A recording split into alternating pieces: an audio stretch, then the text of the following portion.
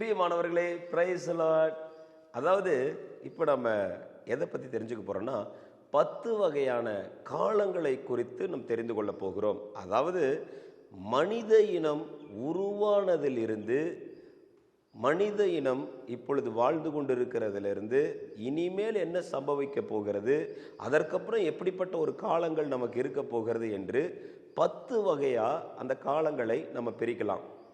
நீங்கள் ஆதியாகமத்திலேருந்து வெளிப்படுத்துகிற விசேஷம் வரைக்கும் வாசிச்சிங்கன்னா குரோனோலாஜிக்கல் ஆர்டரில் இருக்காது. சரிங்களா? எல்லாமே வந்து குரோனோலாஜிக்கல் ஆர்டர் அப்படின்னா இந்தந்த காலகட்டத்துக்கு அப்புறம் தான் இது நடந்துச்சு, இதுக்கப்புறம் தான் இது நடந்துச்சு அப்படின்னு இருக்காது. ஸோ அது வந்து எப்படி அதை அரேஞ்ச் பண்ணியிருப்பாங்கன்னா பொய்டிக் புக்கா, ப்ராஃபட்டிக் புக்கா, ஹிஸ்ட்ரி புக்கா, இப்படி பிரித்து நமக்கு அதில் கொடுத்துருப்பார்கள். பட் ஓவராலாக பார்த்தீங்கன்னா மொத்த பைபிளுமே 10 காலங்களுக்கு உள் அடங்கி இருக்கும். ஸோ அந்த 10 காலங்களை நீங்கள் புரிந்து கொண்டால் நீங்கள் வேதாகமத்தை வாசிக்கிறதற்கு உங்களுக்குள்ள ஒரு பயங்கரமான ஒரு தெளிவு இருக்கும். எந்த காலத்தில் நம்ம இருக்கிறோம், எந்த காலத்தில் எது கொடுக்கப்பட்டது அப்படிங்கிறத குறித்து நான் இன்றைக்கி உங்களோட பேச போகிறேன். இது உங்களுக்கு ரொம்ப ஆசீர்வாதமாக இருக்கும். கவனமாக கேளுங்க. நம்மளுடைய YouTube channel Cloud of Christ அசம்பிளியை சப்ஸ்கிரைப் பண்ணிக்கொள்ளுங்கள். சரி, இப்பொழுது அந்த 10 வகையான காலங்களை குறித்து நம்ம பார்க்கலாம். ஃபர்ஸ்ட் வந்து தூதர்களின் காலம். இந்த ஃபர்ஸ்ட் பீரியடே வந்து ஏஞ்சலிக்கல் பீரியட் அப்படின்னு சொல்லுவாங்க. முதல் மனிதன் படைக்கிறதற்கு முன்பாகவே தேவதூதர்கள் படைக்கப்பட்டார்கள். பைபிளில் நமக்கு கிளியராக கொடுக்கப்பட்டிருக்கிறது. தேவதூதர்கள் வந்து முதல் மனிதன் படைக்கிறதுக்கு முன்பாகவே அவர்கள் படைக்கப்பட்டார்கள். அப்போ நீங்கள் ஆதியாகமத்தில் முதல் அதிகாரத்தில் பார்க்கலாம், தேவன் ஆதியிலே வானத்தையும் பூமியும் உண்டாக்கினார். 2வது வசனத்தில் பூமியானது ஒழுங்கின்மையும் வெறுமையுமாய் இருந்தது அப்படின்னு சொல்லியிருக்கோம். ஸோ தேவன் வந்து எதையுமே வெறுமையாய் உண்டாக்குகிறவர் அல்ல, ஒழுங்கின்மையாய் உண்டாக்குகிறவர் அல்ல. His works are very perfect. அவர் எதை செய்தாலும் ரொம்ப பர்ஃபெக்டாக செய்வார். So he's a God of perfection, he's a God of holy. அவர் பரிசுத்தர். அப்போ அந்த ஃபர்ஸ்ட் அதிகாரத்தில் இருக்கிற முதல் வசனத்துக்கும் 2வது வசனத்துக்கும் ஒரு பெரிய கேப் இருக்குது. ஓகேங்களா? ஃபர்ஸ்ட் வசனத்துக்கும் 2வது வசனத்துக்குமே ஆயிரக்கணக்கான வருஷங்கள் கேப் இருக்குன்னு சொல்லுவாங்க. அதுக்கு பேர் வந்து கேப் தியரி அப்படின்னு சொல்லுவாங்க. ஸோ அந்த காலம்தான் தூதர்களுடைய காலம். தேவன் தூதர்களை படைத்தார். மைக்கேல் என்ற ஒரு தூதர் படை, கேப்ரியல் என்கிற ஒரு தூதனை தேவன் படைத்தார். அதுக்கப்புறம் லூசிஃபர் என்கிற தூதனை தேவன் படைத்தார். இந்த மைக்கேல்ங்கிறவர் வந்து ஒரு தேவனுடைய சேனை, it's army of God. Gabriel வந்து he brings the news from God. எல்லா செய்திகளையும் தேவன் சொல்ல விரும்புகிற காரியங்களை கொண்டு வருகிறவர் தான் கேப்ரியல். அடுத்ததாக தான் லூசிஃபர். இந்த லூசிஃபர் வந்து இட்ஸ் ஏஞ்சல் ஆஃப் வர்ஷிப். நல்லா வர்ஷிப் பண்ணக்கூடிய ஒரு ஏஞ்சல் தான் இந்த லூசிஃபர். தேவனுடைய மகத்துவங்களே, அவருடைய மகிமையெல்லாம் பார்த்து இந்த லூசிஃபருக்கு ஒரு பெருமை வந்து, ஏன் எனக்கு பின்னாடி இருக்கிற தூதர்கள்லாம் என்ன ஆராதிக்கக்கூடாது அப்படின்னு சொல்லி அவன் நினச்சது தான் அவன் விழுந்துட்டான்.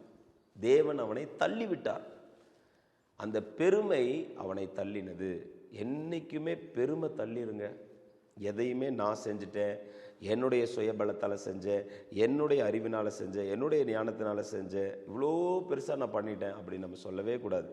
நமக்கு தேவன் உதவி செய்திருக்கிறார். கர்த்தருடைய துணையோடு நான் இதை செய்திருக்கிறேன். ஆண்டவர் கண்களில் கிடைத்த கிருபையின் மூலமாக இது எனக்கு செய்யப்பட்டிருக்கிறது. அதுதான் வந்து நம்மளை படைத்த இறைவனுக்கு, எல்லாவற்றையும் படைத்த சிருஷ்டித்த தேவனுக்கு நம்ம கொடுக்குற உண்மையான மகிமை அதுதான். ஏன்னா அவர் தான் நமக்கு திட்டங்களை தருகிறார், தெளிந்த புத்தியை தருகிறார், ஆற்றலை தருகிறார், பலத்தை தருகிறார், ஆட்களை தருகிறார், செய்கிற காரியங்களுக்கான எல்லா காலங்கள் நேரங்கள் எல்லாத்தையும் வாய்க்க தேவன். ஸோ அது எல்லாத்தையும் விட்டுட்டு நான் செஞ்சுட்டேன் அப்படின்னா அது என்னங்க நியாயம் சொல்லுங்கள்? எப்படி அது பண்ண முடியும்? தேவன் தான் எல்லாத்துக்கும் உதவி செய்கிறார். அப்போ தேவனை தான் நம்ம என்ன பண்ணணும்? மகிமைப்படுத்தணும். இந்த தேவதூதன் தேவனை மகிமைப்படுத்தாதபடினால்தான் அவன் கீழே தள்ளப்படுகிறான். அவனோடு கூட ஒரு பெருங்கூட்டமே கீழே வந்து 1/3 கீழே வந்து விழுந்தது. அந்த விழுந்த பிசாசு தான் இன்னைக்கு பூமியில் எல்லா பக்கமும் நின்று மனித இனத்தை அழித்து கொண்டிருக்கிறது. சரி, இது வந்து தேவதூதருடைய காலம். அதுக்கப்புறம் இந்த தேவதூதர்கள்லாம் படைத்து விழுந்ததுக்கப்புறம் தேவன் ஒழுங்கின்மையாக இருந்த பூமியை மறுபடியும் என்ன பண்ணுறாரு? உருவாக்குறாரு. மறுபடியும் ரீக்ரியேட் பண்ணுறாரு. ஸோ அதில் தான் மறுபடியும் சூரியனை உருவாக்குறாரு, சந்திரனை உருவாக்குறாரு. இந்த பூமியில் வெளிச்சத்தை கொண்டு வருகிறார். புல், பயிர்கள், மலர்கள், கடல் எல்லாம் தண்ணியிலிருந்து நிலத்தை பிரித்து வெளியே கொண்டு வராரு. ஸோ மனிதர்கள் வாழ்கிறதுக்கான அத்தனையுமே தேவன் செய்கிறார். தேவன் தான் செஞ்சுருக்காரு. இந்த கடல் தான் மூடிட்டு இருந்திருக்கு. இந்த பூமி ஃபுல்லாக கடலில் மூழ்கி கொண்டிருந்த இந்த பூமி, சரிங்களா, கடலை ஒதுக்கி வெட்டாந்தரை காணப்படுதுன்னு அவர் சொன்ன உடனே தான் தரை அப்படியே மேலே வந்து நின்றுச்சு. அந்த வெட்டாந்தரையில் தான் இன்றைக்கி நம்ம எல்லாம் வாழ்ந்துட்டுருக்குறோம். தேவன் தான் ஒதுக்குனார். அதுக்குன்னு ஒரு எல்லையை நியமித்தார். இந்த எல்லையை நீ தாண்டி கிராஸ் பண்ணி நீ வந்துடக்கூடாது. அவர் ஒரு ஆர்டர் போட்டார்னா அந்த ஆர்டருக்கு அது கீழ்ப்படிந்து தான் ஆகணும். அது கிராஸ் பண்ண முடியாது. மனிதனுடைய பாவங்கள் மீறும் பொழுது அவ்வப்போது அது கிராஸ் பண்ணுகிறது தேவன் அனுமதிக்கிறதுனால. அதனால தான் தண்ணி உள்ளே வர்றது, வெள்ளம் வர்றது. மனிதனுடைய அக்கிரமம் தேவ சமூகத்தில் எட்டுனபடியினால்தான் நியாய தீர்ப்பின் வல்லமை செயல்பட ஆரம்பிக்கிறது. சரி, இங்கே நம்ம பார்க்குறோம், இந்த தூதர் காலத்துக்கு அப்புறம் தேவன் என்ன பண்ணுறாரு, இந்த வானத்தை பூமியும் புதுசாக எல்லாத்தையும் பழசெல்லாம் போய் புதுசாக உருவாக்குறாரு. அந்த புது உலகத்தில் தான் ஆண்டவர் ஆதாமையும் ஏவாளையும் வைக்கிறார். ஆதாமும் ஏவாளும் ஏதேன் தோட்டத்திலே பாவமே கொஞ்சம் கூட இல்லாமல் தான் உருவாக்கப்பட்டாங்க. அவர்களிடத்தில் எந்த பாவமும் காணப்படவில்லை உருவாக்கப்படும் பொழுது. இன்ஃபேக்ட் அவங்க இருந்த அந்த ஏதேன் தோட்டத்தில் நதிகள் ஓடுதுங்க, 4 நதிகள் ஓடுது. எல்லா செல்வ செழிப்பு அத்தனையும் இருக்குது. எல்லா வகையான கற்கள், தங்கம், வெள்ளி, வைரம், வைடு எல்லாம் கொட்டி கிடக்குது. என்னென்ன மரங்கள், என்னென்ன பழங்கள், எல்லா வளமும் இருக்குங்க. எல்லாத்தையும் கொடுத்து தான் மனுஷன் ஆசீர்வதிச்சார். அதான் சொல்கிறாரு, முதலாவது தேவனுடைய ராஜ்யத்தையும் அவருடைய நீதியும் தேடுங்கள், எல்லாமே கூட கொடுக்கப்படும். தேவன் எல்லாவற்றையும் தான் உருவாக்கின மனிதனுக்கு கொடுக்கணும்னு தான் விரும்புவார். அவரை நம்ம தேடும் பொழுது, when you seek God you will prosper. கர்த்தரை தேடும் பொழுது, ஆண்டவராக இயேசுவை தேடும் பொழுது நிச்சயமாக உங்கள் வாழ்க்கைக்கு தேவையான எல்லாவற்றையும் தேவன் தருவார். ஒன்றில் உங்களுக்கு குறைவுபட விடமாட்டார். என்னென்ன அற்புதமோ அதை செய்வார் பாருங்களேன். என்னென்ன தடையாக இருக்கோ அதெல்லாம் உடைப்பார் பாருங்களேன். சரி, இப்போ இந்த ஆதாமும் ஏவாளும் படைக்கப்பட்ட பொழுது அவர்களிடத்துல எந்த பாவமும் இல்லை. பாவம் இல்லாமல் அவங்க வாழ்ந்தாங்க.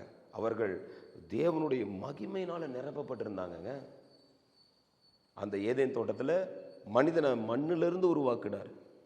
மனிதன் மண்ணிலிருந்து உருவாக்கப்பட்டவன். தேவன் தன்னுடைய நாசியின் சுவாசத்தை அவனுக்குள்ளே ஊதி அவனை உருவாக்கினார். தேவனுடைய சுவாசம்தான் நமக்கு உயிர் கொடுத்து நம்மை மனிதனாக எழுப்பி நிறுத்தினது. வெறும் மண்ணு தான் நம்ம பிழைச்சிருக்கிறோம், உயிரோடு இருக்கிறோன்னா ஏசப்பாவினுடைய சுவாசத்தினால்தான் மனிதன் எழும்பினான். அந்த முதல் மனிதனுடைய விலா எலும்பிலிருந்து தான் ஏவாளை உருவாக்கினார். ஸோ இப்போ ஆதாம் ஏவாள் அவர்கள் பாவமில்லாத பரிசுத்தமான உலகத்தில் வாழ்கிறார்கள். ஸோ இது பாவமில்லாத காலம் அப்படின்னு சொல்லுவாங்க. 2வது காலம். ஃபர்ஸ்ட் காலம் என்ன சொன்னேன், தூதர்களுடைய காலம். 2வது காலம் பாவம் இல்லாத காலம். 3வது பார்த்தீங்கன்னா மனசாட்சியின் காலம். மனிதன் பாவம் செய்த பிறகு அவனுக்குள்ள மனசாட்சி ஒர்க் பண்ண ஆரம்பிச்சிருச்சு. நீங்கள் 3வது அதிகாரம் 4வது அதிகாரத்தில் வாசிக்கலாம். சர்ப்பம் உள்ள மனித இனத்தை வஞ்சித்தது, அதன் மூலமாக மனிதனம் வீழ்த்தப்பட்டார்கள், பாவம் செய்தபடியினால் வீழ்ந்தார்கள். ஸோ அதுக்கப்புறம் மனிதனுக்குள்ள மனசாட்சி வந்துருச்சு. இன்றைக்கி எந்த ஒரு தப்பு செய்கிறவனுக்கும் மனசில் குத்தும். நம்ம தப்பு செய்கிறோம் அப்படிங்கிறது எனக்கு கொஞ்சம் கூட எனக்கு எந்த ஒரு சங்கடமும் இல்லாமல் நான் தப்பு பண்ணுவேன், எந்த ஒரு இதுவும் இல்லாமல் நான் பாவம் பண்ணுவேன். யாராவது சொல்ல முடியுமா? ஒரு சின்ன தப்புலேருந்து கொலைகாரம் வரைக்கும் அதை பண்ணுறதுக்கு முன்னாடி அவங்களுடைய மனசுக்குள்ளே ஐயோ நம்ம தப்பு பண்ணுறோம் அப்படிங்கிறது வரும். மனசாட்சி இடம் கொடுக்கும். மனசாட்சி இருக்குது எல்லாத்துக்கும். ஒரு சிலர் இந்த மனசாட்சிக்கு இடம் கொடுக்குறாங்க, ஒரு சிலர் இந்த மனசாட்சிக்கு இடம் கொடுக்கறதில்ல. எனவே ஆனால் மனசு என்ன பண்ணும், நீ பண்ணுற தப்புங்கிறத சாட்சி கொடுக்கும். இன்னொருத்தங்களுக்கு கெட்டது செஞ்சால் நம்ம மனசு உறுத்தும். ஸோ மனசாட்சியின் காலம் ஆதாம் வீழ்ந்ததுக்கு அப்புறம் வந்தது தான் மனசாட்சியின் காலம். அது ஆதாமில் இருந்து நோவா வரைக்கும், நோவாவின் காலம் வரைக்கும் மனசாட்சியின் காலம் இருந்தது. நோவாவினுடைய காலம்லேருந்து ஆபிரகாமுடைய காலம் வரைக்கும் மனித ஆளுகையின் காலம். ஹியூமன் பீயிங்ஸ் உலகத்தை ரூல் பண்ணியிருப்பாங்க. ஸோ மனிதன் எப்படியெல்லாம் ஆளுகை செய்தான், எவ்வளவு ஒரு கொடூரமான அவனுடைய ஆட்சி எப்படி இருந்தது, அவன் எப்படிப்பட்ட ப்ரைடில் வீழ்ந்த மனிதன் அவனும் எப்படி ப்ரைடில் என்னெல்லாம் செய்யணும்னு நினச்சான், எதெல்லாம் ஆளுகை செய்யணும்னு நினச்சான் அப்படிங்கிறதெல்லாம் இருக்கும். அது மனித ஆளுகையின் காலம். அது முடிந்ததுக்கப்புறம் வாக்கு தத்தத்தின் காலம். ஆபிரகாமுக்கு தேவன் வாக்கு தத்தம் பண்ணினார். ஆபிரகாம், நீ வா, உன் இனத்தையும் உன் ஜனத்தையும் உன் தேசத்தையும் விட்டுட்டு வா, நான் உன்னை ஆசீர்வதித்து உன்னை பெரிய ஜாதியாக்குறேன்னு சொல்லி. இந்த பூமியில் இருக்கிற மணலத்தனையாக உன்னுடைய சந்ததியை பெருக பண்ணு, வானத்தில் இருக்கிற நட்சத்திரங்களைப் போல உன்னை பெருக பண்ணுவேன்னு சொன்னார். வாக்கு தத்தம் கொடுத்தாரு. வாக்கு தத்தத்தின் காலம் அங்கு புறப்பட்டது. இன்னைக்கு வரைக்கும் நம்ம வாக்கு தத்தங்கள் எடுத்துகிட்டு இருக்கிறோம் இல்லையா? We are taking the promises from the Bible. இல்லை, அந்த வாக்கு தத்தங்கள் எல்லாம் ஆதியாகமம் ஆதாம்கிட்டையும் ஆண்டவர் வாக்கு தத்தம் கொடுத்தார். சரிங்களா? ஆதியாகமத்தில் இருக்கிற ஆதாம்கிட்டையும் வாக்கு தத்தம் கொடுத்தாரு, நோவாட்டையும் கொடுத்தாரு. பட் ஆனால் அது ரொம்ப ஸ்பெஷலாக பின் பாயிண்ட் பண்ணி அந்த இடத்த நம்பி, அந்த வாக்கு தத்தத்தை மட்டுமே நம்பி வந்தது நம்முடைய ஆபிரகாம். ஸோ ஆபிரகாமினுடைய காலம் முதல் மோசே வரைக்கும் வாக்கு தத்தத்தின் காலம். நிறைய ப்ராமிஸாக கொடுப்பார். ஆபிரகாமுக்கு கொடுப்பார், ஈசாக்கு கொடுப்பார், யாக்கோபுக்கு கொடுப்பாரு. God give so much promise. யோசேப்புக்கு கொடுப்பாரு. ஆமாம், யோசேப்பு சிறைச்சாலையில் இருப்பார். ஆண்டவர் அவர்கிட்ட சொல்லியிருப்பார், நீ தேசத்தையே ஆளுகை செய்வ. ஆமாம் அப்படின்னு சொல்லிட்டு, அதே போல தான் தேவன் என்ன செய்தார்? யோசேப்பை சிறைச்சாலையிலிருந்து அந்த ஜோசப் தான் என்ன பண்ணார்? தேசத்துக்கே தானியம் கொடுக்குறவராக இருந்தார். தேவன் அப்படி அவரை உயர்த்தினார். வாக்கு தத்தங்களின் காலம். அடுத்து ஆபிரகாம்லேருந்து மோசே வரைக்கும் வாக்கு தத்தத்தின் காலம். மோசேலிருந்து கிறிஸ்து வரைக்கும் நியாயப்பிரமாண காலம். நியாயப்பிரமாண காலம். So judgement, the time of law. So தேவன் என்ன செஞ்சார்? நீங்கள் ஆதியாகமம் யாத்திராகமத்திலிருந்து உபாகம் வரைக்கும் பார்த்தீங்கன்னா நிறைய கற்பனைகளும் கட்டளைகளும் இருக்கும். இதை செய்யணும், இதை செய்யக்கூடாது, இப்படி பலி செலுத்தணும், இப்படி பலி செலுத்தக்கூடாது, இந்த மிருகங்களை பலி செலுத்தணும், இந்த மிருகங்களை பலி செலுத்தக்கூடாது அப்படின்னு சொல்லி நிறையா சட்டதிட்டங்கள் இருக்கும். இப்படி வாழணும், இப்படி வாழக்கூடாது, டூஸ் அண்ட் டோன்ட்ஸ் நிறைய ஆண்டவர் கொடுத்துருப்பார் மோசே கிட்ட. ஸோ அந்த லா வச்சு தான் அவங்க வாழணும் அப்படின்னு சொல்லி கொடுத்து, அந்த லா ரொம்ப நல்லது தான். ஸோ லா எந்த வகையிலையும் கெட்டது கிடையாது. இன்னைக்கு நிறையா லா மேலே எல்லா தப்பையும் தூக்கி நியாயப்பிரமாணத்தின் மேலே போடும். நியாயப்பிரமாணம் ரொம்ப பரிசுத்தமானதுங்க. பிரச்சனை யாருக்கிட்ட இருக்குது தெரியுமா? வீழ்ந்து போன மனிதன்கிட்ட தான். நம்மக்கிட்ட தான் பிரச்சனை இருக்குது. ஸோ நம்மக்கிட்ட அந்த பாவ பிரச்சனை இருக்கிறதுனால தான் நியாயப்பிரமாணம் என்ன பண்ணுது? அதோடைய நியாய தீர்ப்பை நமக்கு செலுத்துகிறது. ஸோ நமக்கு அது அந்த ஆசீர்வாதமான பரிசுத்தமான அந்த நியாயப்பிரமாணம் பாவம் என்ன அப்படிங்கிறத குறித்து தெளிவாக அது எடுத்து சொல்லுது. இது தப்பு, இது பாவம், இந்த பாவத்தினால இந்த சாபம் வருங்கிறது அது தெளிவாக எடுத்து சொல்லுது. அதில் அது கிளாரிட்டியாக இருக்குது. பட் ஆனால் நமக்குள்ள பாவம் இருக்கிறபடினால், மனித இனம் பாவத்தில் வீழ்ந்தபடினால் அந்த நியாயப்பிரமாணத்தை அவர்களால் கடைபிடிக்க முடியல. ஸோ அதனால தான் கிறிஸ்து நியாயப்பிரமாணத்தின் நிறைவேறுதலாக எல்லா சட்டத்திட்டங்களையும் நிறைவேற்றி, நியாயப்பிரமாணத்தில் இருக்கிற ஒவ்வொரு எழுத்து, ஒவ்வொரு உருபு எல்லாத்தையும் அவர் நிறைவேற்றி, அவர் சிலுவையில் நமக்காக உயிரை கொடுத்து 3ஆவது நாளில் உயிரோடு எழுந்தார். ஸோ எனவே இயேசு கிறிஸ்து நியாயப்பிரமாணத்தின் முடிவாக இருக்கிறார். கிரைஸ்ட் அவ்வளோ பெரிய காரியத்தை செஞ்சுருக்கிறார். எஸ். ஸோ ஆபிரகாம்லேருந்து மோசே வரைக்கும், மோசேலேருந்து ஜீசஸ் வரைக்கும் என்னது? நியாயப்பிரமாண காலம்.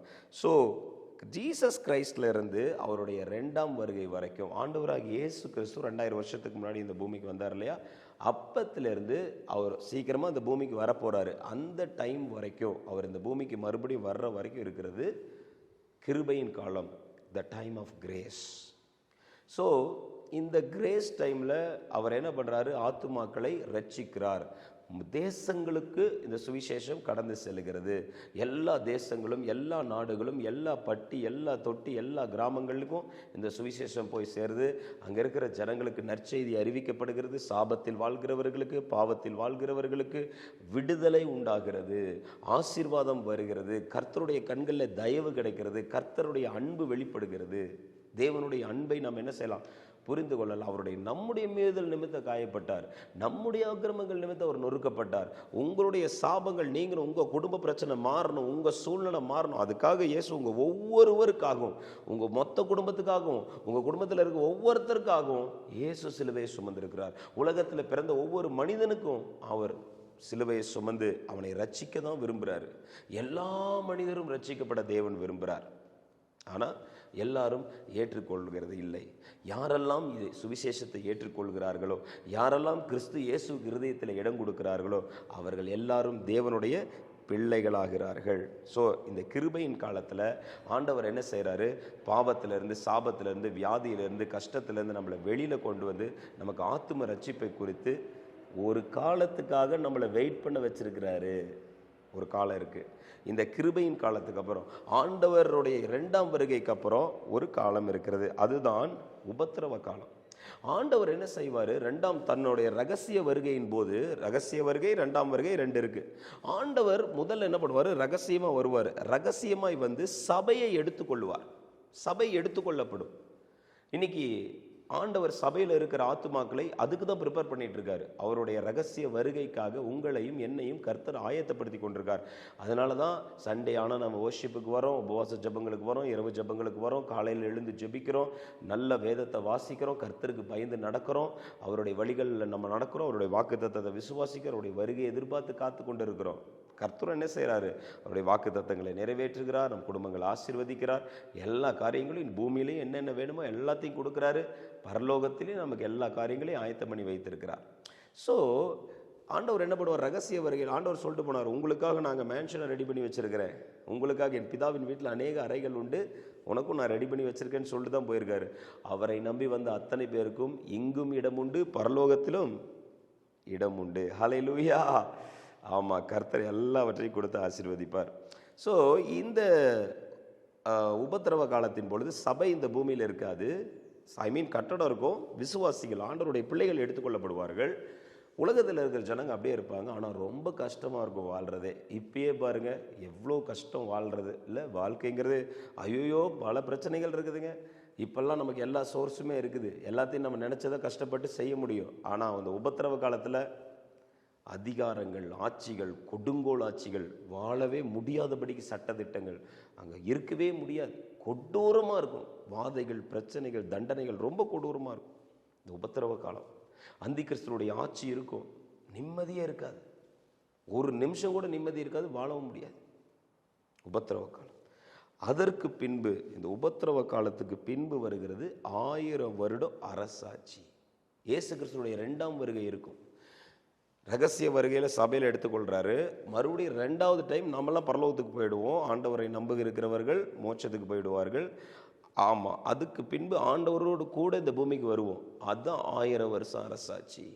1000 வருஷம் அரசாட்சியின் காலமும் இருக்கிறது.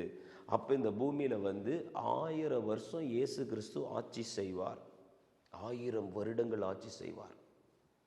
ஸோ அந்த ஆட்சி பயங்கரமாக இருக்கும், பகிரங்கமாக இருக்கும். ஸோ அதற்கப்புறம் பெரிய ஒரு நியாய தீர்ப்பு இருக்கும். அந்த நியாய தீர்ப்பெல்லாம் எல்லா மனிதரும் வந்து எரித்தவர்கள், புதைத்தவர்கள், எந்த மனிதனாக இருந்தாலும் கிறிஸ்து இயேசுக்கு முன்னாடி வந்து நின்று தான் ஆகணும். அவங்க எரிச்சிருந்தாலும் சரி, புதைச்ச சாம்பலிலிருந்து வருவார்கள். அவங்க சாம்பலை கொண்டு போய் தண்ணீரில் கொட்டினா அந்த தண்ணீர்லேருந்து வருவார்கள். புதைத்தவர்களும் எழும்புவார்கள். எல்லாரும் எழும்பி பூமி கிறிஸ்துவோடைய வெள்ளை சிங்காசனத்துக்கு முன்னாடி நிற்கணும். அவர் ஒவ்வொரு மனிதனுக்கும் நியாய தீர்ப்பு வைத்திருக்கிறார். எனவே தான் கிறிஸ்துவுக்கு பயந்து இருக்க வேண்டும். இந்த நியாய தீர்ப்பு முடிந்ததுக்கப்புறம் நித்திய ஜீவ காலம், எவர்லாஸ்டிங் லைஃப், அவரை நம்பி இருக்கிறவர்களுக்கு எவர்லாஸ்டிங் லைஃப்பை வச்சிருக்கிறாரு.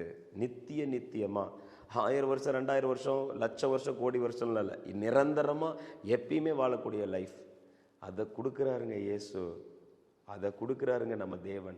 அதை தான் நமக்கு ஆஃபர் பண்ணியிருக்காரு.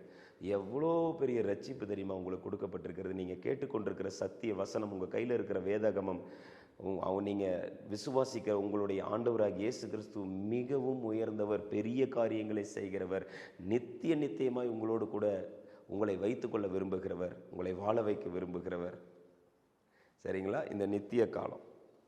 எனவே இந்த 10 காலங்களையும் நீங்கள் மனதில் வைத்துக் கொள்ளுங்கள். இதில் எந்த காலத்தில் இருக்கோங்கிறத நீங்கள் புரியுதா? இதுக்கப்புறம் என்னென்ன காலம் வருதுங்கிறது புரியுதா? ஸோ இது எல்லாத்தையும் நான் மறுபடியும் ஒரு டைம் சொல்லி முடிக்கிறேன். முதல்ல தூதர்களுடைய காலம், 2வது பாவமில்லாத காலம், 3வது மனசாட்சியின் காலம், 4வது மனித ஆளுகையின் காலம், அடுத்து வாக்கு தத்தத்தின் காலம் ஆபிரகாமிலிருந்து மோசே வரைக்கும், அடுத்து நியாயப்பிரமாண காலம் மோசேலேருந்து கிறிஸ்து வரைக்கும், அடுத்தது கிருபையின் காலம் கிறிஸ்து இயேசுவிலிருந்து சபை எடுத்துக்கொள்ளப்படுகிற வரைக்கும், உபத்திரவ காலம் அது ஒரு 7 வருஷம் இருக்கும் உபத்திரவ காலம். அதுக்கப்புறம் 1000 வருட அரசாட்சியின் காலம் அது இருக்கும். அதுக்கப்புறம் 10வதாக நித்திய ஜீவ காலம். ஸோ இந்த காலங்களை குறித்து ஒரு கிளாரிட்டி உங்களுக்கு கிடைச்சிருக்கும்னு நினைக்கிறேன். கர்த்தரை விசுவாசியுங்கள், நித்தியமாய் வாழ்வீர்கள். God bless you.